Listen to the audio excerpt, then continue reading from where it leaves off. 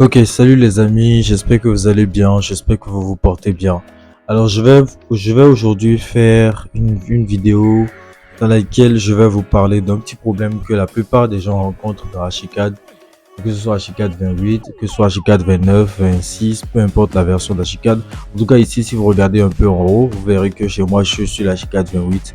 Donc sur cet Archicad là, il y a quelques petites erreurs qui arrivent et tout et je vous aiderai simplement à résoudre cette petite erreur-là. Donc restez jusqu'à la fin de la vidéo pour ne rien manquer de cette vidéo. Alors déjà pour commencer, pour ceux qui ne me connaissent pas, pour ceux qui ne savent pas ce qu'on fait ici c'est Archiplat et chaque jour, en tout cas chaque mois, à chaque fois que je découvre quelque chose de nouveau, je viens vous en parler sur cette chaîne. Donc je vous présente déjà comment installer la majorité de vos logiciels en génie civil directement sur votre ordinateur et totalement avec une version entièrement gratuite et totalement libre de droit. Vous pourrez l'utiliser et réaliser tous vos projets, réaliser tous vos plans et tout. Donc, vous l'activez une fois et puis vous l'utilisez la version complète jusqu'à la fin d'utilisation de votre ordinateur. Vous avez totalement la possibilité de l'utiliser. Donc voilà, j'ai fait une liste de vidéos qui se retrouve sur ma chaîne. Donc un instant, je vous la montre. Donc voilà, ma chaîne elle s'affiche comme ça. Vous avez ici pratiquement beaucoup de vidéos qui vous montrent pratiquement comment installer vos logiciels. Donc un instant, je vous montre. Lorsqu'on a, on va cliquer dans vidéo par exemple. Nous allons voir ici, il y a beaucoup de vidéos qui parlent de beaucoup de choses. Ici c'est SketchUp Pro 2026. Vous avez cette version là totalement gratuite et franchement libre de droit. Donc vous avez une petite vidéo dans laquelle je vous ai montré comment installer Archicad. Ça c'est pour débutants, pour vrais débutants. Donc ce n'est pas vraiment un petit truc que j'ai fait pour des personnes qui maîtrisent déjà Archicad. Donc c'est une version totalement débutant. Là j'ai fait une vidéo sur comment vous montrer à Shampoo. En tout cas il y a énormément de vidéos là, donc il n'y a pas de souci. On va passer directement dans le vif du sujet qui est la version d'Archicad, enfin comment régler les petits problèmes d'Archicad. Alors le plus grand problème que nous avons déjà dans Archicad, pour commencer, c'est le problème de, euh, de, de la disposition des palettes. Ici, vous voyez bien que les palettes sont en désordre, même quand j'essaie de les placer. Voilà, nous avons toujours le même souci. C'est placé, hein, mais nous n'avons pas. En fait, les palettes ne s'arrivent donc si et les palettes ne s'affichent pas comme elles devraient s'afficher, totalement différentes. Et c'est bizarre de devoir tout le temps diriger soi-même, histoire de faire déplacer la palette, de lui trouver un bon emplacement et tout. C'est un peu compliqué et c'est un peu galère. Donc je vais vous montrer une méthode simple pour pouvoir euh, bien disposer vos palettes et pouvoir les disposer correctement. Donc là, vous serrez simplement dans Options. Vous cliquez Options en haut ici. Ensuite, vous tapez Environnement de travail. Donc, on ira dans Environnement de travail. Et dans Environnement de travail, nous allons cliquer Appliquer et Appliquer profil. Donc, dans Appliquer profil, nous allons faire profil d'architecture. Donc, on fait ça. Et normalement, les palettes doivent revenir normalement. Vous aurez une bonne disposition de vos palettes comme il est là. Et là, nous n'avons plus aucun problème. Tout à son endroit et tout. Et puis voilà. Nous avons. La deuxième méthode, c'est d'ouvrir un nouveau fichier. C'est-à-dire, vous ouvrez un nouveau fichier. Et lorsque vous ouvrez le nouveau fichier, vous allez l'ouvrir auto. Et attendez, je vous montre. On va ouvrir. Donc, ce fichier, je l'ai appelé entre et entre. Donc, j'ouvre encore le même fichier.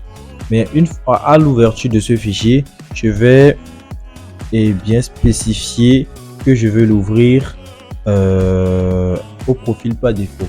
Donc ici, le logiciel a ouvert le fichier directement. Mais lorsque vous allez vouloir ouvrir le logiciel vous-même et que vous avez toujours ce problème-là, vous pouvez aller dans l'ouverture du fichier, enfin à l'ouverture du logiciel.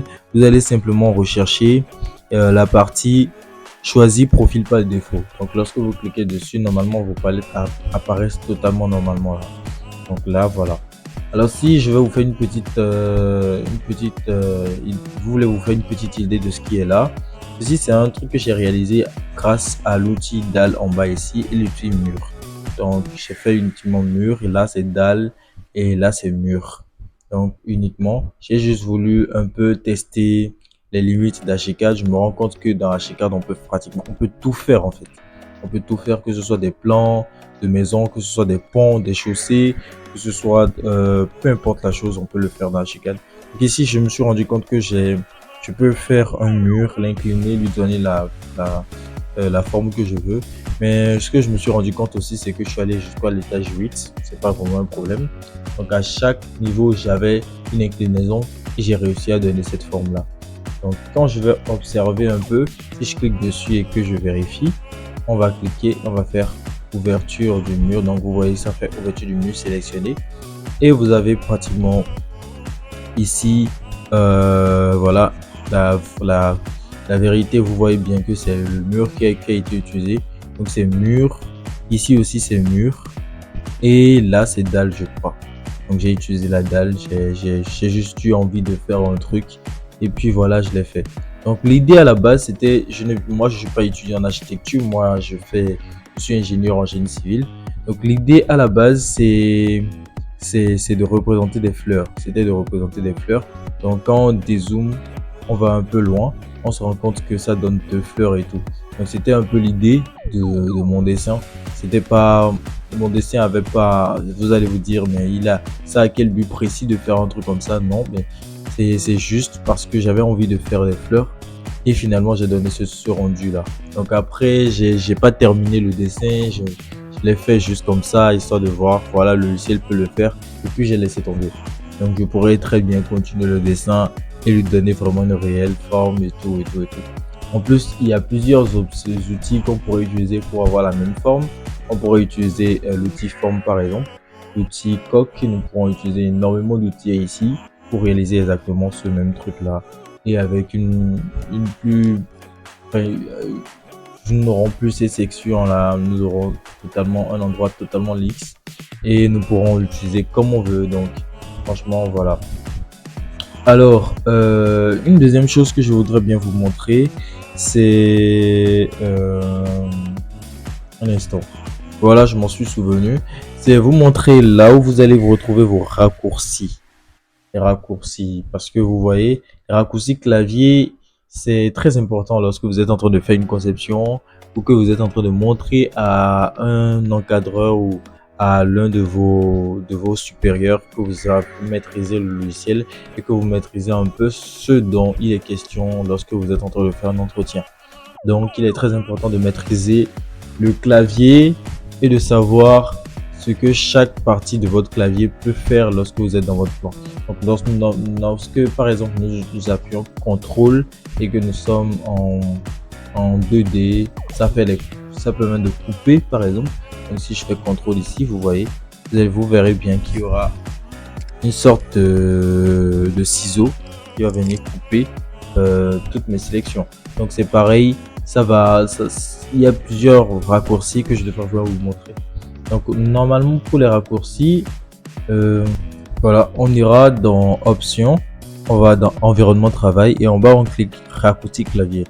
Donc sur raccourci clavier, on va attendre un peu, ça va afficher une petite palette. Voilà, donc on a cette petite palette là et on va appuyer cette partie afficher la liste des raccourcis dans le navigateur. Donc on clique dessus et on apparaît sur cette page là. Donc là ouvert ici et ici nous avons pratiquement tout ce dont nous avons besoin, maîtriser tout ça, enregistrer, CTRL S. Là c'est donc là on a énormément de raccourcis. Il vous suffira juste de vous habituer, de vous exercer et de les maîtriser pour pouvoir voilà, vous en sortir dans tous vos projets. Donc voilà, c'était tout pour cette vidéo. J'espère qu'elle vous aura intéressé, j'espère que vous aurez appris quelque chose de nouveau. Et si elle vous a appris quelque chose de nouveau, n'oubliez pas de me le dire en commentaire, ça me fera plaisir. Et si vous avez besoin que je fasse une vidéo sur un sujet ou sur quelque chose de concret, laissez-moi juste ça en commentaire, je reviendrai faire la vidéo pour vous. Et je précise, je réponds à tous les commentaires, énormément, je réponds à tous les commentaires. Donc, n'hésitez pas à laisser des commentaires si vous ne comprenez pas quelque chose et tout. Il n'y a pas de souci, je suis là, je réponds à tout. Donc, merci, c'était Archiplat et on se revoit très vite pour une autre vidéo.